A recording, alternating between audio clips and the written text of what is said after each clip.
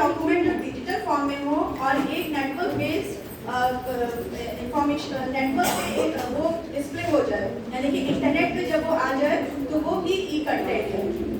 ई content में बहुत सारे उसके फॉर्म्स होते हैं, चाहे इमेजेस हो, ग्राफिक्स हो, वीडियो हो, ऑडियो हो, टेक्स्ट हो, ये सारी चीज़ें ई कंटेंट की ही फॉर्म है। ई कंटेंट क्यों ज़रूरी है? आज के दौर में तो बहुत ज़्यादा ज़रूरी है, और जब से कोरोना हुआ है उसके बाद से सभी के लिए ये हो गया है कि जो भी टीचर्स हैं या रिसर्चर्स हैं सबको ई कंटेंट डेवलप करना भी आना चाहिए और ई कंटेंट यूज़ करना भी आना चाहिए। क्योंकि जब हम लोग डेवलप करेंगे तो जब हम क्लासरूम में टीचिंग करते हैं तो एक टीचर होता है और उसके बाद यूजर्स होता है, यानी कि वन वे कम्युनिकेशन होता है, और उस जिस पेज से टीचर पढ़ा रहा है उसी पेज से स्टूडेंट को पढ़ना होता है। लेकिन जब ई कंटेंट इंटरनेट पर आ जाता है, यानी कि वही टीचर जब अपने नोट्स जो हैं वो डिजिटल फॉर्म में करके इंटरनेट पे दे देता है तो यूजर्स ज़्यादा से ज़्यादा यूजर्स उसको एक्सेस कर सकते हैं। और दूसरा ये कि यूज़र उस इंफॉर्मेशन को कभी भी पॉज कर सकता है, अपना दूसरा कुछ काम कर सकता है, फिर उस पर आपको पढ़ाई कर सकता है, उसको देख सकता है। तो ये बेनिफिट हो जाता है ई कंटेंट का। जब भी हम ई कंटेंट बनाएं तो कुछ पॉइंट्स को हमेशा ध्यान में रखना चाहिए कि क्या क्या पॉइंट्स हैं ई कंटेंट बनाने के। सबसे पहले तो ये कि हमें एनालाइज करना है कि हमारा जो यूज़र है उसकी नीड क्या है, यानी कि अगर हम स्कूल के बच्चे के लिए बना रहे हैं ई कंटेंट तो डिफरेंट होगा, किसी रिसर्चर के लिए ई कंटेंट बना रहे हैं तो वो डिफरेंट होगा। दूसरा ये कि कॉन्टेक्सचुअल एनालिसिस करना है, यानी कि फॉर्मल बना रहे हैं या इनफॉर्मल ई कंटेक्स्ट बनाएंगे, अपने लिए बना रहे हैं या ग्रुप के लिए बना रहे हैं, तो वो एनालाइज करना ज़रूरी है। दूसरा ये कि लर्नर की लर्निंग कैपेबिलिटी जो है उसको भी ध्यान में रखना है, यानी कि अगर हम किसी बच्चे का जिसको लैंग्वेज प्रॉब्लम है तो उसके लिए सिंपल लैंग्वेज यूज़ करें। फैक्ट्स अगर हमें रिसर्च पर्पस के लिए ई कंटेंट बना रहे हैं तो उसमें फैक्ट्स हमें कैसे डालना है, डेटा कैसे डालना है, तो वो सारी चीज़ें ध्यान में रख के ही बनाना होगा। और कंटेंट एनालिसिस, यानी कि जब हम कंटेंट बना लें, ई कंटेंट हम बना लें तो उसको एनालाइज करना ज़रूरी है कि उसमें कंप्लीटनेस आए, उसमें कोई ग्रामेटिकल मिस्टेक तो नहीं है, जो फैक्ट्स हमने डाले हैं वो अप टू डेट्स हैं, ये सारे एनालिसिस करना ज़रूरी है जब भी हम ई कंटेंट डेवलप करते हैं। अब how E content can be created. E content जो है मार्केट में बहुत सारे ऐसे टूल्स हैं जो आ गए हैं ई कंटेंट डेवलपमेंट के। जैसे अगर हम देखें तो कैनवास LMS है और मॉडल है, गूगल क्लासरूम भी अपने आप में ही एक ई कंटेंट डेवलपमेंट टूल है। लेकिन आजकल जो इसने डिजिटल वर्ल्ड को पूरा हिला के रख दिया है वो है चैट GPT, और ये दो वर्ड से मिलकर बना है चैट प्लस GPT। चैट मतलब जैसे आपस में हम लोग बात करते हैं, आपने क्वेश्चन किया और मैंने जवाब दिया, तो इस तरह का जो कन्वर्सेशन है यानी कि चैट है। जैसे व्हाट्सएप हुआ, स्नैपचैट हुआ, ये सारा उसी मॉड्यूल पे काम करता है। दूसरा है GPT मतलब हो गया generative pre train transformer. Generative यानी कि जो बनाता, प्री ट्रेन जो पहले से ही ट्रेन हो, और ट्रांसफॉर्मर जो मशीन लैंग्वेज को इंसानों की लैंग्वेज में ट्रांसफॉर्म कर दे। यानी चैट GPT एक ऐसी मशीन है, एक ऐसी प्री ट्रेन मशीन है जो सवाल आपने पूछा उसका जवाब बनाती है और उसको आसान लैंग्वेज में हमारे पास सामने डिस्प्ले करती है, बताती है। 2015 में OpenAI बहुत बड़ी कंपनी है आर्टिफिशियल इंटेलिजेंस की, उसने ये चैट GPT बनाया था, लॉन्च किया था, और सैम आल्टमैन और एलन मस्क जो कि ट्विटर के एलन मस्क हैं, उन दोनों के कॉम्बिनेशन से बना था। बाद में एलन मस्क यहाँ से उन्होंने हट गए थे, लेकिन अभी ये सैम आल्टमैन के अंडर में है।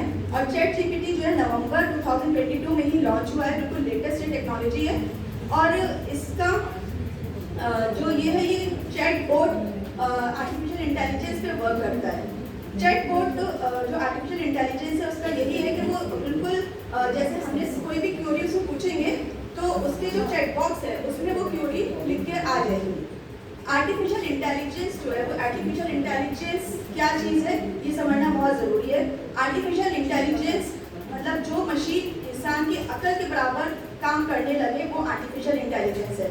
और सबसे पहले आर्टिफिशियल इंटेलिजेंस जो समझा गया वो 1947 में जब सुपर कंप्यूटर आए थे, तो उस टाइम पे डीप ब्लू नाम के सुपर कंप्यूटर ने वर्ल्ड चेस चैंपियनशिप में जो यही ग्रास्प्रो थे उनको हराया था। यानी कि मशीन ने, कंप्यूटर ने एक इंसान को चेस में हरा दिया था। चेस में क्या होता है कि हम एक दाव चलते हैं, सामने वाला दाव चलता है, लेकिन मशीन इंसान से ज़्यादा अकल करते हुए उसमें दाव चला और उस इंसान को हराया, यानी वहाँ से इंटेलिजेंस मशीन का कॉन्सेप्ट आया था। और दूसरा ये कि जब इंसान कुछ चीज़ कुछ चाहिए, कुछ समझता है, कुछ सोचता है, फॉर एग्जाम्पल अगर मैं कहूँ मुझे भूख लग रही है तो भूख लगने के लिए मेरे दिमाग में आएगा कि मुझे खाना खाना चाहिए, और खाना जो है मुझे खाने में क्या खाना है, रोटी खानी है, दाल खानी है, यानी कि हमारी जो है वो लेयर थिंकिंग होती है। ऐसे ही मशीन जो है क्योंकि एल्गोरिथम बेस होती है और वो लेयर थिंकिंग से ही काम करती है, लेकिन कहीं कहीं इंसान उस लेयर थिंकिंग को क्रैक नहीं कर पाता, लेकिन मशीन क्योंकि डीप लर्निंग एल्गोरिथम पे वर्क करती है तो वो वहाँ पर लेयर थिंकिंग को क्रैक कर लेती है। इसलिए कहा जाता है कि मशीन जो है, अब मशीन आर्टिफिशियल इंटेलिजेंस की मदद से वो जल्दी इंसान से जल्दी रिस्पॉन्ड कर लेती है। और दूसरी चीज़ ये कि हम लोग जो इंसान होता है उसके अंदर डेटा, मतलब हम लोग रोज़मर्रा की ज़िंदगी में मेमोरी इतना ज़्यादा नहीं रहता, हमारे मतलब भूलते रहते हैं, लेकिन मशीन में ऐसा नहीं है, उसमें इम्प्रूवमेंट होता रहता है, नई नई टेक्नोलॉजीज आती है, कुछ नई चीज़ उसमें फीड होती रहती है, तो इस तरह से मशीन जल्दी रिस्पॉन्ड करती है इंसानों से ज़्यादा। आर्टिफिशियल इंटेलिजेंस के बहुत सारे एग्जाम्पल हैं जो हम लोग यूज़ करते हैं, जैसे एलेक्सा है। एलेक्सा से हम अगर बोलें कि हजरतगंज का ट्रैफिक बताओ इस टाइम पे क्या है, तो वो बता देगा। जो लोग आईफोन यूज़ करते हैं वो सिरी के थ्रू अपना काम करा लेते हैं, अलार्म लगा देती है, सिरी जोक सुना देती है, सॉन्ग सुना देती है। ओके गूगल है, इस तरह के असिस्टेंट्स हैं, गूगल असिस्टेंट बहुत सारे हैं और ये इम्प्रूव होते रहते हैं, डे बाई डे ये सारी चीज़ें इम्प्रूव हो रही हैं। ओके गूगल का जो रिस्पॉन्स था, अगर रिप्लाईज देखें तो 7 साल पहले जो उसके रिप्लाईज थे और आज के रिप्लाईज में बहुत फ़र्क है, ज़मीन आसमान का फ़र्क है, क्योंकि ह्यूमन्स अपनी नीड्स को उसमें फीड करता जा रहा है, उसमें डेटा चेंज करता जा रहा है। हम लोग बहुत ज़्यादा पैनी हो गए हैं, तो वो उस हिसाब से वो रिस्पॉन्ड करता है। चैट जीपीटी और गूगल के बीच में अगर डिफरेंस माने कि गूगल भी तो हमें कोई सारी चीज़ें दे रहा है, कोई सारी इंफॉर्मेशन दे रहा है, तो चैट जीपीटी क्यों थे? लेकिन गूगल में अगर हम लोग टाइप करते हैं कि हमें इंदिरा गांधी के ऊपर कुछ लेख चाहिए, कुछ ऐसे चाहिए, तो दुनिया मतलब इंटरनेट में जितना भी सोर्सेज है जो इंदिरा गांधी से रिलेटेड होगा, 10 लाख या 15 लाख, वो सारा लिंक्स के थ्रू वो हमारे पास आ जाएगा। हमें एक एक लिंक को जाके उसमें जो रेलिवेंट होगा उसको लेके, नहीं होगा उसको छोड़ेंगे। लेकिन चैट जीपीटी क्या करेगा, अगर हम उसमें टाइप करेंगे कि मुझे इंदिरा गांधी पे लेख चाहिए 300 वर्ड्स का, तो वो 300 वर्ड्स का लेख लाके हमारे सामने रख देगा, पूरा का पूरा लेख लिख के रख देगा। दूसरा ये कि गूगल जो है वो अभी कई ऑपरेटिंग सिस्टम पे मिलता है, एंड्रॉयड में मिलेगा, आईफोन पे मिलेगा, लेकिन चैट जीपीटी अभी कोई ऑपरेटिंग सिस्टम पे नहीं है। चैट जीपीटी एक वेबसाइट पर है, हमें वेबसाइट से करना है। अभी ये फ्री अवेलेबल है, लेकिन इसको कमर्शियल किया जाएगा और सुनने में आ रहा है कि इसके प्राइसेस भी ज़्यादा रहेंगे, 100 आर्टिकल्स के 1000 चार्जेस कर सकते हैं। लेकिन अभी फिलहाल क्योंकि ये प्रोटोटाइप वर्जन है, कंपनी ने इसको अभी फ्री लॉन्च किया है, क्योंकि इसमें कुछ चेंजेस हो रहे हैं, तो इसीलिए अभी ये फ्री है, लेकिन आगे चार्जेस हो सकते, चार्ज ले सकते हैं। किस तरह की ये प्रॉब्लम्स को आंसर कर सकते हैं? अगर कोई शायरी करना चाहे तो अगर इसमें हम कीवर्ड डालेंगे कुछ अपने, तो वो पूरी शायरी लिख के दे देगा, क्वेश्चन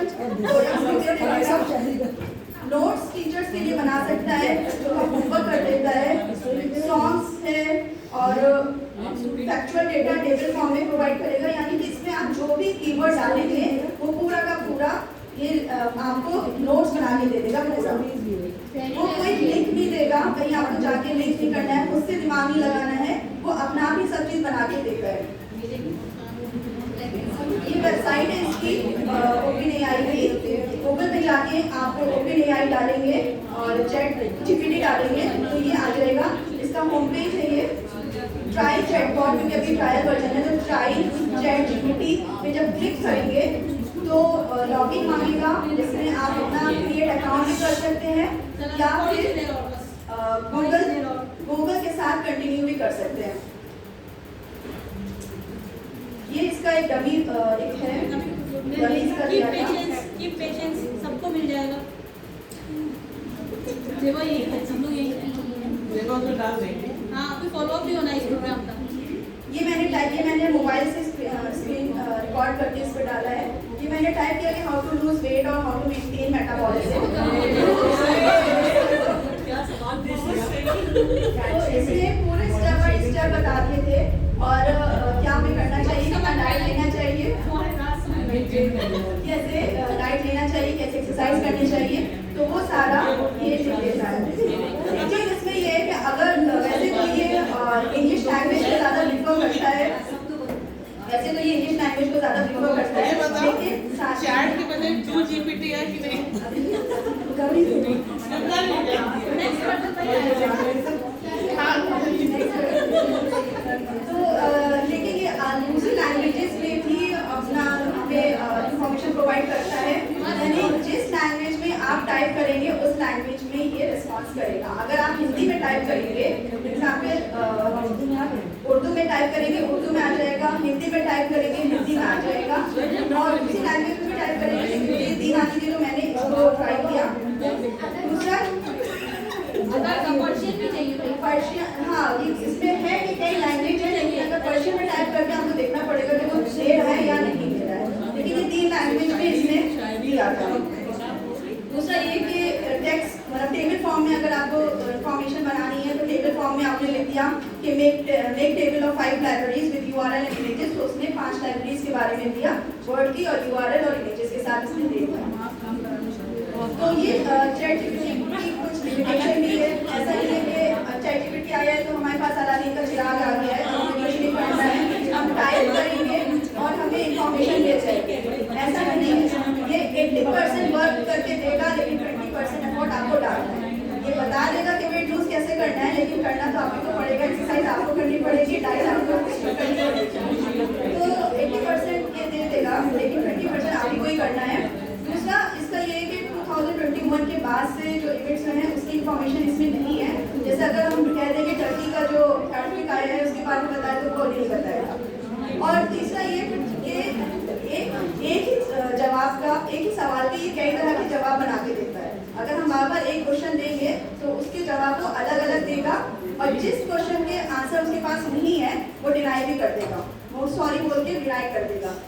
तो ये पूरा चैटजीपीटी के बारे में है, और ये टेक्नोलॉजी अभी फ्री है, लेकिन मैं सबसे रिक्वेस्ट करूंगी कि आप इसमें ज़्यादा से ज़्यादा नोट्स बना के अपने पास सेव कर लें, क्योंकि बाद में ये कमर्शियल होना है और काफ़ी एक्सपेंसिव हो सकता है, लेकिन अगर यूजफुल है तो आप इसको परचेज भी कर सकते हैं।